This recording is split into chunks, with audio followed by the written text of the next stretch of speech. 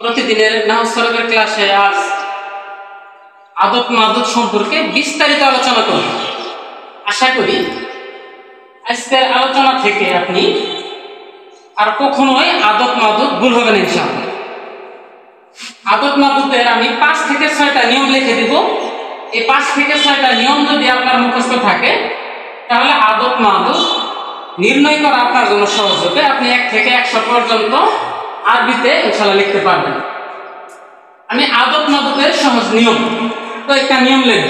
1 নম্বর আমি নিয়ম লিখছি, ওয়াহিদুন এবং ইসনানে এই সংখ্যা দুটি সর্বদা মাদুদ অনুযায়ী হয়। মাদুদ অনুযায়ী বলতে আমি বুঝাইছি যে মাদুদ যদি মুজাক্কার হয় তাহলে এই সংখ্যা দুটি মুজাক্কার হবে, মাদুদ যদি মুয়ান্নাস হয় এই সংখ্যা দুটি মুয়ান্নাসই হবে। যেমন আহাদা আশারা কলামান, এই কলামান শব্দটি মাদুদ, সংখ্যা যার উপর পতিত হয় তাকে মাদুদ বলে। কলামান শব্দটি মাদুদ, কলামান যেহেতু মুজাক্কার আহাদা মুজাক্কার হয়েছে। আবার কুরাসাতান মুয়ান্নাস ইহদা মুয়ান্নাস হয়েছে। আবার কলামান মুজাক্কার যে ইসনা মুজাক্কার হয়েছে, কুরাসাতান মুয়ান্নাস ইসনাতা মুয়ান্নাস হয়েছে। যেমন আহাদা আশারা কলামান, এর মধ্যে কলামান মুজাক্কার হওয়ার কারণে আহাদা মুজাক্কার হয়েছে।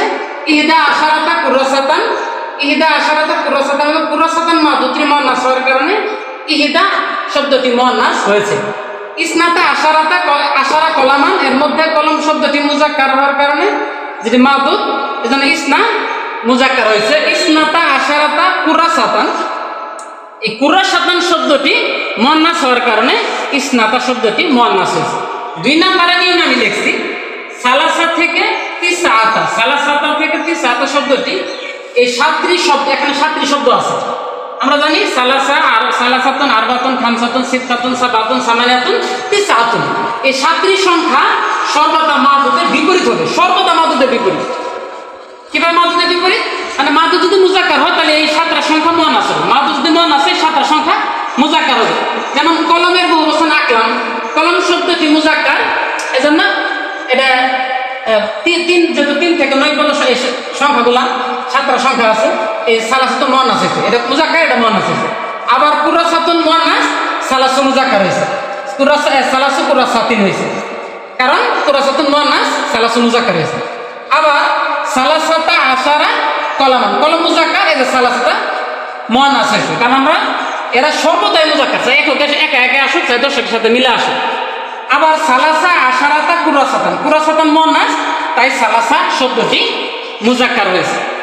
এরকম ভাবে 3 নম্বর নিয়মে লিখছি, আশারাতুন সংখ্যাটি এককের সাথে মিলে আসলে মাদুদ অনুযায়ী হবে, আর একাকি আসলে মানে আশারাতুনের সাথে যদি একক কোনো শব্দ সংখ্যা না আসে তাহলে মাদুদের একাকি আসলে মাদুদের বিপরীত, আর এককের সাথে মিলে আসলে মাদুদ অনুযায়ী, মানে মাদুদ অনুযায়ী বলতে মাদুদ মুজাক্কার হইলে আশারাতুন শব্দটি মুজাক্কার হবে, মাদুদ মুয়ান্নাস হলে আশারাতুন শব্দটি মুয়ান্নাস হবে। আবার এককের সাথে যদি মিলে আসে এই নিয়ম, আর যদি একাকি আসে মানে একাই অন্য কোনো সংখ্যা নেই শুধু আশারাতুন, তাহলে মাদুদের বিপরীত হবে। তার মানে মাদুদ মুজাক্কার হলে আশারাতুন শব্দটা মুয়ান্নাস হবে, মাদুদ মুয়ান্নাস হলে আশারাতুন শব্দটি মুজাক্কার হবে। যেমন আশারাতুনের সাথে কোনো একক সংখ্যা নেই, শুধু আশারাতুন আছে, তাহলে কলমটা মুজাক্কার, এই আশারাতুন মুয়ান্নাস হয়েছে, আশারাতু আকলামিন। আবার একক কোনো শব্দ আসে না, যদি একাই আসছে, বানাত শব্দটি বিন্তুনের বহুবচন বানাত, বানাত শব্দটি মুয়ান্নাস, এজন্য আশার মুজাক্কার হয়েছে। আবার ওই যে বলছিলাম এককের সাথে মিলে আসলে মাদুদ অনুযায়ী হয়, এই যে আশারের শব্দটি সালাসা এককের সাথে মিলে আসছে, এজন্য মাদুদ অনুযায়ী, কলম মুজাক্কার, আশার মুজাক্কার হয়েছে, যেমন সালাসাতা আশারা কলামান মুজাক্কার হয়েছে। আবার উনি একটা নিয়ম করেছেন, 3 থেকে 9 পর্যন্ত সংখ্যা যেগুলো আছে 7টা, সালাসা এই যে এর বিপরীত হয়ে গেছে। আবার সালাসা আশারাতা কুরাসাতা, এই যে এককের সাথে মিলে আসার কারণে সালাসা মুজাক্কার, মাদুদ যেহেতু মুজাক্কার মুয়ান্নাস, আশারাটাও মুয়ান্নাসই হয়েছে। একটা নিয়ম যে লিখছি 4 নম্বর হলো যে 20 থেকে 30 পর্যন্ত 8টি সংখ্যার আদত ও মাদুদে কোনো পরিবর্তন নেই, মানে আদত মুজাক্কার মাদুদ মুজাক্কার হোক চাই মুয়ান্নাস হোক, ওই 20 থেকে 20, 30, 40, 50, 60, 70, 80, 90 এই সংখ্যাগুলা কোনো পরিবর্তন হবে না। যেমন 20 কলামান 20 কুরাসাতান, কোনো পরিবর্তন নেই। 5 নম্বর নিয়ম হলো 3 থেকে 10 পর্যন্ত সংখ্যাগুলো আছে, যেমন সালাসাতুন আরবাতুন খামসাতুন সিত্তাতুন সাবাতুন সামানিয়াতুন তিসআতুন আশারাতুন, এই সংখ্যাগুলা মাদুদ জমা এবং জের বিশিষ্ট হয়।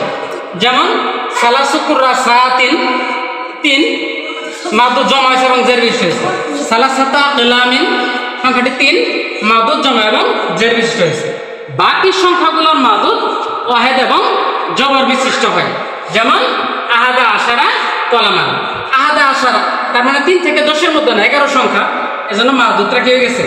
ওয়াহেদ এবং জবর বিশিষ্ট হয়ে গেছে। তবে শুধু 100 মানে মিয়াতুন, মিয়াতুন শব্দটি পরবর্তী ইসমের দিকে যদি আসে, মিয়াতুন শব্দের পরবর্তী মাদুদরা ওয়াহেদ এবং জের বিশিষ্ট হয়। মিয়াতুন শব্দের পরবর্তী মাদুদরা ওয়াহেদ এবং জের বিশিষ্ট হয়। যদি আমরা লিখি যেমন মিয়াতু